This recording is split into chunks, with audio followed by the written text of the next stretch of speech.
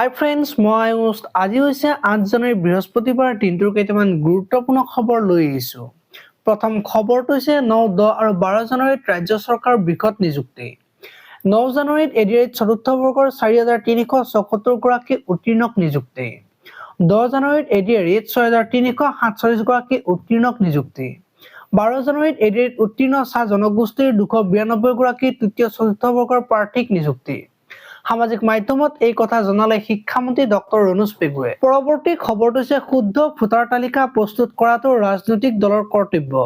মৃতকৰ নাম থাকিলে কৰ্তন হ'ব, এজন ভোটাৰ নাম দুটা সমষ্টিত থাকিব নোৱাৰিব। ভোটাৰ তালিকা শুদ্ধ কৰাত কংগ্ৰেছক সহায় কৰক, এই কথা মন্তব্য কৰিলে মুখ্যমন্ত্ৰী ডক্টৰ হিমন্ত বিশ্ব শৰ্মাই। পৰৱৰ্তী খবৰটো হৈছে আমাৰ লগতো বহু গগৈ আছে, আমি 3 গগৈতকৈ আমাৰ গগৈৰ শক্তি বেছি। আমাৰ গগৈৰ শক্তি নিৰ্বাচনত দেখা পাম, এই কথা মন্তব্য কৰিলে মুখ্যমন্ত্ৰী ডক্টৰ হিমন্ত বিশ্ব শৰ্মাই। পৰৱৰ্তী খবৰটো হৈছে প্ৰথমবাৰৰ বাবে অসমত প্ৰদৰ্শন কৰিব ফিফা বিশ্বকাপ ফুটবলৰ ট্ৰফী। ফিফা বিশ্বকাপৰ ট্ৰফী গুৱাহাটীত আহিব 13 জানুৱাৰীত। বিয়লি 3 বজাত বৰ্ষাপাৰা ষ্টেডিয়ামলৈ অনা হ'ব বিশ্বকাপৰ ট্ৰফী। সন্ধিয়া 8:30 ট্ৰফী মুকলি কৰিব মুখ্যমন্ত্ৰী ডক্টৰ হিমন্ত বিশ্ব শৰ্মাই। পৰৱৰ্তী খবৰটো হৈছে ধেমাজিত মুখ্যমন্ত্ৰীৰ সভালৈ যোৱা বাহন দুৰ্ঘটনাগ্ৰস্ত, 20 গৰাকী মহিলাসহ 2জন পুৰুষ আহত। দুটাকৈ পৃথক স্থানত সংঘটিত দুৰ্ঘটনা দুটা গুৰুতৰভাৱে আহত পুষ্পা চুতীয়া নামৰ মহিলাগৰাকী। এখন বাছ আৰু এখন ই-ৰিক্সাৰ দুৰ্ঘটনাত পতিত হাতীগড় দেউৰী বিলত অনুষ্ঠিত হৈছিল মুখ্যমন্ত্ৰীৰ সভা।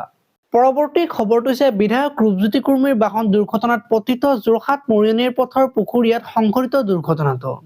ভাগ্যক্ৰমে ৰক্ষা পৰে ৰূপজ্যোতি কুৰ্মীসহ নিৰাপত্তাৰক্ষী বিধায়কগৰাকীৰ থাৰ বাহনখন কিছু পৰিমাণে ক্ষতিগ্ৰস্ত পুৱতি নিশা সংঘটিত দুৰ্ঘটনাটোত। পৰৱৰ্তী খবৰটো হৈছে দীৰ্ঘদিনীয়া আন্দোলনৰ অন্তত 108 কৰ্মচাৰীৰ বৈঠকত অংশ ল'ব NHM, EMRI আৰু শ্ৰম আয়ুক্তই। আজি দিনৰ 11 বজাত শ্ৰম আয়ুক্তৰ কাৰ্যালয়ত অনুষ্ঠিত হ'ব বৈঠক। পৰৱৰ্তী খবৰটো হৈছে 2026 চনৰ নিৰ্বাচনক লৈ AICCৰ জ্যেষ্ঠ পৰ্যবেক্ষক নিযুক্তি ভূপেশ বাঘেল। DK শিৱশংকৰ বন্ধু তিৰ্কীক নিযুক্তি। পৰৱৰ্তী খবৰটো হৈছে ঈশ্বৰৰ পুত্ৰ জুবিন গাৰ্গৰ অন্তিম ছবি ৰৈ ৰৈ বিনালেৰ অভিলেখ, 42 কোটি টকা উপাৰ্জনেৰে সৰ্বকালৰ সৰ্ববৃহৎ অসমীয়া চিনেমা হিচাপে পৰিগণিত হ'ল ৰৈ ৰৈ বিনালে। পৰৱৰ্তী খবৰটো হৈছে 2026 নিৰ্বাচনৰ মিত্ৰতাক লৈ মুখ্যমন্ত্ৰীৰ ভাষ্য। 15 ফেব্ৰুৱাৰীৰ পূৰ্বে হ'ব মিত্ৰতা, হাগ্ৰামাক লগত লৈ কেন্দ্ৰীয় গৃহমন্ত্ৰীক সাক্ষাৎ মুখ্যমন্ত্ৰীৰ। UPPL AGPৰে চলি আছে মিত্ৰতা, সকলো সুকলমে হৈ যাব। পৰৱৰ্তী খবৰটো হৈছে জুবিনে সদায় নিজকে আধা বাঙালী বুলি কৈছিল, এতিয়া জুবিনৰ হত্যাকাৰীক বচাবলৈ বেংগলৰ পৰা উকিল আহি গুৱাহাটী পালে। সেইটো বৰ দুখ লগা আৰু আচৰিত কথা, এই কথা মন্তব্য কৰিলে পাৰ্থ গোস্বামীয়ে। পৰৱৰ্তী খবৰটো হৈছে জুবিন গাৰ্গৰ মৃত্যুৰ গোচৰত ৰাজ্য চৰকাৰে নিয়োগ কৰিব লোক অধিবক্তা। অতিৰিক্তভাৱে গোচৰটোত 5জন অভিজ্ঞ ক্ৰিমিনেল অধিবক্তাক নিয়োগ কৰিব চৰকাৰে। ইতিমধ্যে 7ৰ পৰা 8জনীয়া এখন জ্যেষ্ঠ অধিবক্তাৰ তালিকা প্ৰস্তুত কৰিছে চৰকাৰে। 9 জানুৱাৰীত কেবিনেটত তালিকাখনৰ পৰা নিৰ্বাচন কৰা হ'ব 5জন অধিবক্তাক। ইতিমধ্যে তালিকাত অন্তৰ্ভুক্ত হৈছে অধিবক্তা জিয়াউল কামাৰ পল্লৱ কটকীৰ নাম। পত্নী গৰিমা গাৰ্গেও মুখ্যমন্ত্ৰীক অতিৰিক্ত অধিবক্তা নিয়োগৰ বাবে জনাইছিল আবেদন। পৰৱৰ্তী খবৰটো হৈছে হাইলাকান্দিৰ জিলা আদালতত বোমাৰে উৰুৱাই দিয়াৰ ভাবুকি। অজ্ঞাত স্থানৰ পৰা ইমেইল প্ৰেৰণ, ভাবুকি ভৰা ইমেইলৰ পাছতে সষ্টম আৰক্ষী প্ৰশাসন। পৰৱৰ্তী খবৰটো হৈছে বাংলাদেশে T20 বিশ্বকাপ খেলিবলৈ ভাৰতলৈ আহিবই লাগিব, শ্ৰীলংকালৈ স্থানান্তৰিত কৰা নহয় বাংলাদেশৰ মেচ। কৰ্তন কৰা হ'ব বাংলাদেশ দলৰ পইণ্ট, বাংলাদেশ ক্ৰিকেট বৰ্ডলৈ ICCৰ স্পষ্ট নিৰ্দেশনা। IPLত বাংলাদেশ ক্ৰিকেটাৰক নিষিদ্ধ তথা KKRৰ পৰা মুস্তাফিজুৰ ৰহমানক বাহিৰ কৰি দিয়াৰ পিছত বাংলাদেশে ভাৰতলৈ T20 বিশ্বকাপ খেলিবলৈ নহাৰ সিদ্ধান্ত লোৱাৰ লগতে বাংলাদেশৰ মেচসমূহ শ্ৰীলংকালৈ স্থানান্তৰিত কৰাৰ বাবে আহ্বান জনাইছিল। পৰৱৰ্তী খবৰটো হৈছে দেশজুৰি উঠিছে ভোটাৰ তালিকাৰ পৰা নাম কৰ্তনৰ জোৱাৰ। বিপৰীতে অসমত অন্তৰ্ভুক্ত হৈছে অচিনাকি ভোটাৰৰ নাম। বিজেপিয়ে শাসিত উত্তৰ প্ৰদেশৰ ভোটাৰ তালিকাত বৃহৎ সালসলনি। ভোটাৰ তালিকাৰ পৰা 2.89 কোটি ভোটাৰৰ নাম কৰ্তনত দেশৰ ভিতৰতে সৰ্বোচ্চ স্থানত উত্তৰ প্ৰদেশ।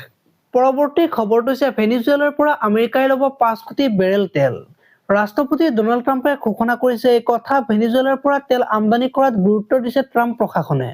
তেল সৰবৰাহৰ পূৰ্বে ভেনিজুৱেলাৰ পৰা কিমান তেল ল'ব ঘোষণা কৰিলে ট্ৰাম্পে।